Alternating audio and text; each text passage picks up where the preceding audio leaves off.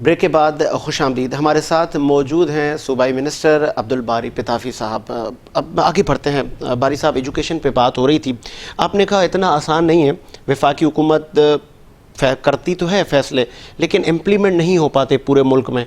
तो उनकी नीयत पे तो हम शक ना करें, वो अच्छा काम तो करना चाहती है वफाकी हुकूमत, लेकिन उसका भी ये एक रहा है शिकवा के अपोजिशन की जमातें हमें काम नहीं करने दे रही। तो आप सिंध हुकूमत को उनको प्रपोजल दे कि जी इन इन इन इशूज़ पे काम करना होगा, देन ये समर आवाम तक चला जाएगा। देखिए, वो आज तक सोशल मीडिया की पॉलिटिक्स से बाहर निकले नहीं है। सोशल मीडिया पे मुख्तलिफ रूमर्स वो छोड़ देते हैं, हम ये कर रहे हैं वो कर रहे हैं, लेकिन वो अमली तौर पे वो मुमकिन नहीं होते, वो इक़दामात मुमकिन नहीं होते। इस वक्त अगर आप पूरे पाकिस्तान में एक ही आप सिलेबस बनाएंगे और पूरे पाकिस्तान में एक ही एजुकेशन का सिलसिला रखेंगे तो मेरा नहीं ख्याल कि ये पाकिस्तान की एजुकेशन आगे बढ़ सकेगी। उससे पहले आपने अपने इदारे को एनहेंस करना पड़ेगा, अपग्रेड करना होगा, अपग्रेड करना पड़ेगा। आपने जितने टीचर्स लिए हुए हैं डिपार्टमेंट में, उन टीचर्स को अपग्रेड करना पड़ेगा ताकि वो इस काबिल बन सकें कि ये सारी चीज़ें कंबाइन उनको रन कर सकें। उससे पहले आप ये फैसला नहीं ले सकते। तो अगर ये फैसला लेंगे तो फिर आपके जो बने बनाए स्कूल हैं वो भी सारे। तो आपके इल्म में है इस तरह का कोई प्रपोजल सूबाई हुकूमतों को मौसूल हुआ है वफाक की तरफ से कि जी अप्रैल में हम यकसा निज़ाम लाने जा रहे हैं? नहीं, इस तरह का फिलहाल तो कोई नहीं हुआ। मैंने कहा ना कि वो सोशल मीडिया की बातें हैं फिलहाल। चलें आगे बढ़ते हैं। हेल्थ सेक्टर पर सिंध हुकूमत ने NICVD बहुत एक अच्छा प्रोजेक्ट दिया, रियली अप्रिशिएट। लेकिन जब हम तहसील लेवल पर जाते हैं, चाहे हम लांडी चले जाते हैं या हम किसी और जगह जाते हैं, जो वहाँ पे छोटे छोटे हॉस्पिटल बने हुए गवर्नमेंट के, वहाँ पे अद्वियात की कमी अभी भी है। तो आप नहीं समझते अभी तक अगर इन चीज़ों की कमी है, क्योंकि ग्रिप आपकी अच्छी है अभी, जैसे कि हम मुख्तलिफ ज़राओं से जब पता चलता है जी सिंध हुकूमत की ग्रिप आपकी अच्छी है क्योंकि आप साहिब इक़्तिदार हैं तीसरी बार, इससे कबल भी आप 90s में हिस्सा रहे हैं सिंध में, तो ये कहाँ पे कमी आ रही है, कभी एड्रेस किया आप लोगों ने? देखिए, जहाँ पे कमी है वहाँ पे ये हो सकता है कि कुछ ऑफिसर्स हों जिनकी नेग्लिजेंसी की वजह से ये कमी आ रही हो, लेकिन मैं पर्सनली आपको बताऊं कि मेरे डिस्ट्रिक्ट के हवाले से कोई ऐसी हॉस्पिटल नहीं है जिसमें अद्वियात की कमी हो, और वहाँ पे अद्वियात हमारे पास एक्सेस में मौजूद है और लोग उससे फ़ायदा भी उठा रहे हैं। एक एक हॉस्पिटल में हमारे जो तालका हॉस्पिटल्स हैं, एक एक हॉस्पिटल में 1500 से भी ज़्यादा OPD वहाँ पे हो रही है। और ख़ास तौर पे एजुकेशन और हेल्थ डिपार्टमेंट जो है, इनको मैं खुद मॉनिटर भी करता हूँ अपने डिस्ट्रिक्ट में। इनकी एक एक चीज़ को मैं खुद भी देखता हूँ, सुबह को उठ के जाके असेंबलियों में बच्चों के साथ खड़ा हो जाता हूँ और उन चीज़ों को मॉनिटर करता हूँ और हॉस्पिटल्स के विज़िट करता रहता हूँ। और ख़ास तौर पे ये कोरोना वाला सिलसिले में मैं फोकल पर्सन था सिंध गवर्नमेंट की तरफ से डिस्ट्रिक्ट घोटकी का, तो मैंने इन सारी चीज़ों को काफ़ी मॉनिटर किया है। एज सच कमी नहीं है, लेकिन फिर वो एडमिनिस्ट्रेटिव इश्यूज है, कुछ ऐसे ऑफिसर होते हैं। एग्जैक्टली मेरा पॉइंट यही था कि रवैयों की कोई कमी है या काउंसलिंग करनी चाहिए जो वहाँ पे जो डॉक्टर्स का जो अमला है, एक आप ऐसा कोई टीम तश्कील दें जो उनके पास पेशेंट जाते हैं वो पढ़े लिखे नहीं होते। दूसरा ये कि हमने एक तासुर बना लिया है कि गवर्नमेंट सेक्टर में कुछ भी नहीं होना। अच्छा, जब हमने ये तासुर बना लिया है तो जो चीज़ें बेहतर भी हो जाए तो वो लोगों को समझ नहीं आती। लोग शिकायतें लेके हमारे पास आते हैं, फ़िलहाल हॉस्पिटल में हम गए, हमें दवाई नहीं मिली, लेकिन जब हम उसकी इंक्वायरी करते हैं पता चलता है कि दवाइयाँ तो मौजूद हैं, उनको जो ग्रुप उनको की प्रिस्क्रिप्शन दी गई थी, एक दूसरे ग्रुप वाली जो चीज़ मौजूद थी वहाँ पे वो उनको दी गई है, तो वो ये समझ रहे हैं कि जो हमें दवा चाहिए थी वो नहीं मिली, हमें कुछ और दे दिया। इस तरह की सूरत हाल नहीं होती। और दूसरा ये कि अब काफ़ी बेहतरी आई है मेडिसिन में। पहले तो ये बड़े शराइत थे कि भाई जो लोअर बेड वाले आएंगे तो वो मेडिसिन ज़रूर लेनी है, वो उसकी फिर क्वालिटी का इशू आता था, लेकिन अब उन्होंने प्री क्वालिफिकेशन शुरू कर दिए। इवन हेल्थ डिपार्टमेंट ने भी, हमने अपने लाइव स्टॉक डिपार्टमेंट में भी, और हमने टेक्निकल कमेटीज़ बना लिए हैं। टेक्निकल कमेटीज़ में जैसे लाइव स्टॉक में हमारे फार्मर्स हैं, हमने उनको डाल दिया है कि आप बताएं आपकी रिक्वायरमेंट क्या है। मैं इस पर भी आऊँगा। बारी साहब, एक तासुर की आपने बात की, तासुर तो ये भी है अवाम में कि जी गवर्नमेंट के हॉस्पिटल में जाना है तो जी सिफारिश की शायद ज़रूरत पड़ जाएगी, किसी को कहलवाना पड़ जाएगा, मतलब वो वन विंडो सोल्यूशन मेरिट के जो भी गरीब इंसान जाए उसका इलाज हो जाए, उसको कॉल ना करनी पड़े किसी को, मतलब किसी को उसको ना मीडिया को कॉल करनी हो, ना किसी हुकूमती शख्सियात को जाए और उसका इलाज हो जाए। इस चीज़ पे काम हो रहा है? जी बिल्कुल इसी तरह ही हो रहा है। कुछ लोग होते हैं मसलन आप एक तालका हॉस्पिटल की मिसाल ले लें, वहाँ पे अगर 1000 की ओपीडी है तो 1000 में से एक आध बंदे तो होंगे जो सिफारिश चाहेंगे कि मैं जाऊँ, मेरा कोई नुमाइंदा कोई बंदा और डॉक्टर को फ़ोन करे, डॉक्टर मेरे इंतज़ार में खड़ा हो, मुझे लाइन में ना लगना पड़े और फिर मैं जाऊँ मेडिसिन में जो चाहूँ वो मुझे मिल जाए। और कुछ ऐसे लोग हैं जो प्रोफेशनल हैं, मुख्तलिफ बहाने से जाके मेडिसिन लेके फिर बाहर बेचते हैं। तो इस तरह के कुछ लोग होते हैं। अलबत्ता मैं ये नहीं कहूँगा, लेकिन जो बुनियादी तौर पे सर्विसेज हैं वो अब लोगों को मिल रही हैं, हॉस्पिटल्स तमाम चल रही हैं और तमाम हॉस्पिटल्स में मेडिसिन भी तकरीबन मिल रही हैं। और ख़ास तौर पे हेल्थ के शोबे में तो सिंध गवर्नमेंट पूरे पाकिस्तान में सबसे चलें आगे बढ़ते हैं। आपने तो ओवरव्यू तमाम अपनी सर्विसेज का दिया हमारे देखने वालों को। आप लाइव स्टॉक को रन कर रहे हैं, फिशरीज़ को भी देख रहे हैं, एक्सपोज की आपने बात की कि आप एक्सपो लगवाते हैं, अवेयरनेस प्रोग्राम होते हैं, तो कितने ममालिक यहाँ पे बाहर के एम्बेसडर भी आते हैं, बाहर की टीमें भी आती हैं और किन किन चीज़ों से मुस्तफ़ीद होते हैं? देखें, इस जो हम एक्सपो करवाते हैं, पिछले साल हमने सिंध लाइव स्टॉक एक्सपो 2020 करवाया था। इस साल हम सिंध लाइव स्टॉक एक्सपो 2021 करवा रहे हैं और वो उसकी डेट भी तकरीबन कल हम इंशाल्लाह अनाउंस करेंगे।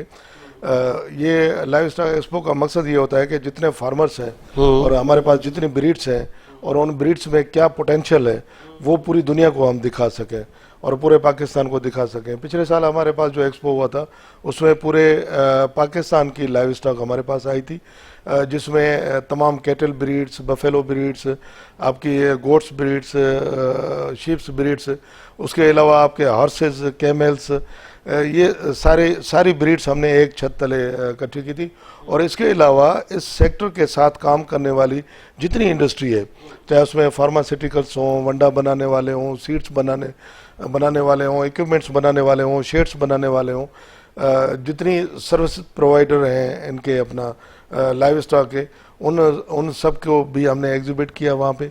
और इन सब का एक कनेक्शन जोड़ा हमने फार्मर्स का और उनका, और इससे हमें जो फ़ायदा हुआ, बाहर के ममालिक के कुछ एम्बेसडर्स भी हमारे पास आए और उन्होंने इन चीज़ों को देखा और उन्होंने इसमें बड़ी तवज्जो दी। उसके बाद उनके चाइना वाले, मिडिल ईस्ट वाले, थाईलैंड वाले, मलेशियन, नेदरलैंड्स, टर्की, मुख्तलिफ ममालिक जो हैं वो हमारे साथ राब्ते में और मुख्तलिफ चीज़ों में वो इवन प्राइवेट पब्लिक पार्टनरशिप पे भी हमारे साथ उनकी कंपनियां जो है वो काम करने को तैयार हैं। उसमें मुख्तलिफ हमारे प्रोजेक्ट्स चल रहे हैं जिन पे हम काम कर रहे हैं। FMD का प्रोजेक्ट है, फुट एंड माउथ डिजीज़ की वैक्सीन है, उस पर हम काम कर रहे हैं, जो पाकिस्तान में पहले उस लेवल पे नहीं है, उस पर हम काम कर रहे हैं। और हमने इसमें काफ़ी चेंजेस भी लिए हैं, कुछ हमने नई ब्रीड्स इंट्रोड्यूस कराई हैं। हमने यहाँ पे गिर ब्रीड को इंट्रोड्यूस कराया है और जो इंडिकस ब्रीड्स हैं उनमें ये बेहतरीन दूध देने वाली एक ब्रीड है। ये गुजरात की ब्रीड है लेकिन उसको ब्राज़ील वालों ने बड़े अच्छे तरीके से डेवलप किया है। हमने पहले सिर्फ कैटल्स में आर्टिफिशियल इंसेमिनेशन हुआ करती थी, हमने ब्रीडिंग को उसमें बड़ा ज़बरदस्त ऑर्गेनाइज़ किया है। उसमें काफ़ी लड़के हमने ट्रेन किए हैं, तकरीबन 1000 के करीब हमने लड़के ट्रेन किए, जो एक लड़का प्राइवेटली अपना काम करके कोई 1.5 लाख से 2 लाख रुपए पर मंथ वो कमा रहा है।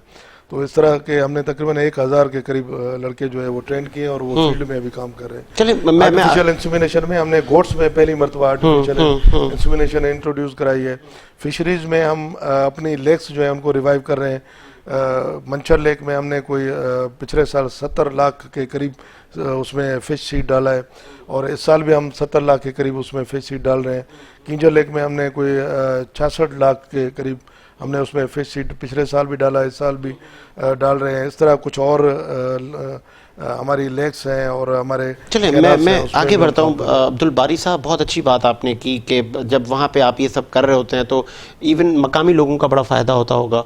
तो आप नहीं समझते कि ये जो माहीगीर हजरात हैं अभी भी महरूमी है इनमें, अभी भी मतलब जो एक बेसिक जो उनकी नीड्स हैं उनमें अभी भी आप पीछे रह गई सिंध हुकूमत, या उनके क्या मसाइल हैं कि अभी भी वो साफ़ पीने के पानी को तरस रहे होते हैं? इनके लिए स्पेशली तो फोकस करना चाहिए, क्योंकि आप समझते हैं कि ये एक नस्ल दर नस्ल उनका ये काम है कि वो मतलब इन समंदर के किनारों पर, उनका झील्स पर, इधर ही इनका ज़रिया मुआश है। देखें, हमने इनकी फलाह बहबूद के लिए हमने 2-3 कॉलोनियाँ भी बनाई हैं, उनको हमने घर बना के दिए हैं। उनके जो लोग फिशरमैन यहाँ से जाते हैं, फिर कभी इंडिया चले जाते हैं, कभी ईरान चले जाते हैं, वहाँ पे पकड़े जाते हैं, तो उनकी फैमिलीज़ को भी हम अकोमोडेट करते हैं, उनको कुछ पैसे देते हैं। उसके अलावा जितने फार्मर्स हैं, उन फार्मर्स को हम हर साल तकरीबन नेट्स देते हैं, उनको आइस बॉक्स देते हैं जिसमें वो अपनी फिशेस वगैरह कैच करते हैं। उनको नेट्स वगैरह, ये मुख्तलिफ चीज़ें, साइकिल्स और ये बोट्स इंजन वगैरह ये भी देते हैं।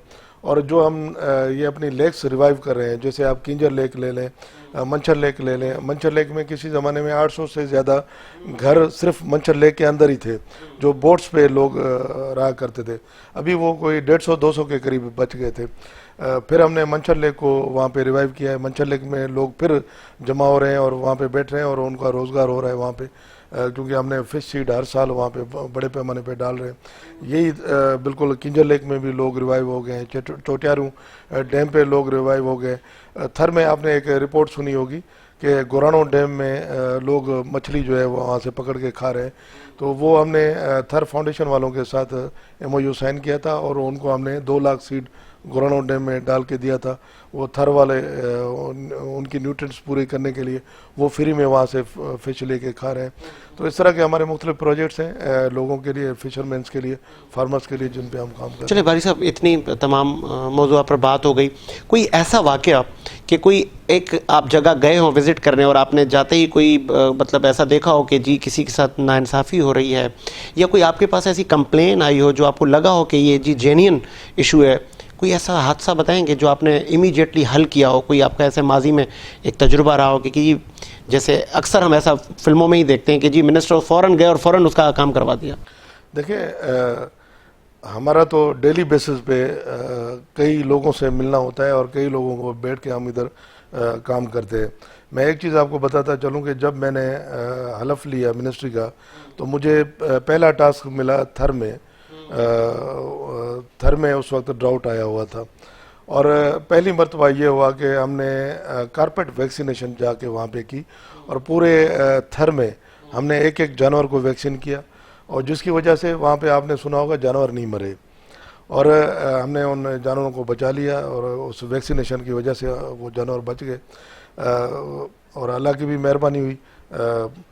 बुनियादी तौर पे ये होता है कि जो बड़े जानवर हैं, जब ये ड्राउट आता है तो वो बेराजी इलाकों में आ जाते हैं, लेकिन जो छोटे जानवर हैं, बकरियां हैं, जिसमें गोट्स और शीप्स हैं, ये नीचे नहीं आते, ये वहीं पे रहते हैं। तो फिर इनकी अमवात वहाँ पे ज़्यादा होती है। लेकिन हमने जाके वहाँ पे वैक्सीनेशन भी की, उनको फाडर भी दिए, तो उस हवाले से वो बच गए। और इस तरह के वाक़या तो कई होते रहते हैं हमारे लोकल। जी, कोई ऐसा इंटरेस्टिंग वाक़या कि आपको लगा हो कि ये मुझे एक होता है रूह को तासीन, वैसे तो आप खिदमत कर ही रहे हैं आवाम की, कोई ऐसा जो शेयर करें? तो हमारी ज़िंदगी में रोज़ होते रहते हैं। कभी रोड पे जाते हुए किसी का एक्सीडेंट देख लिया तो हम मुंह छुपा के वहाँ से निकल नहीं रहे होते, वहाँ पे जाके खड़े हो जाते हैं और उन मरीजों को लेके हॉस्पिटल तक पहुँचाना, फिर उनको सर्विसेज दिलाना, और अगर कोई गरीब मिस्कीन है तो उसकी मदद कर देना। तो इस तरह के चीज़ें तो हम रोज़ करते रहते हैं, ये हमारी रूटीन का हिस्सा है। और ये अवामी नुमाइंदों का तो महवर है ये, बिल्कुल। मैं अगर अपनी कॉन्स्टिट्यूंसी में जाता हूँ तो डेली मुझसे कम से कम 200-250 लोग मिलते हैं, और 200-250 लोग वो अपने अपने काम ही लेके आते हैं और हम उनके काम कर रहे होते हैं। और फिर हम लोगों के पास भी जाते हैं, उनकी शादियों में, उनकी गमियों में हम उनके साथ शरीक होते हैं। और इस तरह के जो लोग हैं, अपने डिपार्टमेंट के हवाले से भी मैंने काफ़ी अपने डिपार्टमेंट में इम्प्रूवमेंट्स लाई हैं, ब्रीडिंग के हवाले से, एनिमल हस्बेंड्री के हवाले से। जैसे मैं आपको छोटी सी मिसाल दूं कि मेरे आने से पहले कोई 3 से 5% वैक्सीनेशन हुआ करती थी।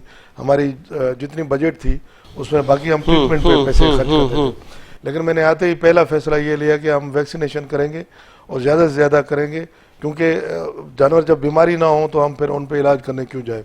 और फिर मैंने 40% अपनी बजट का जो है वैक्सीनेशन पे लगाया और दूसरा साल है हम बड़े कामयाब तरीके से वैक्सीनेशन कर रहे हैं और इंशाल्लाह अगले साल मैं इसको 60% चलें जी, मुझे ब्रेक का कहा जा रहा है, एक ब्रेक लेते हैं, ब्रेक के बाद आते हैं।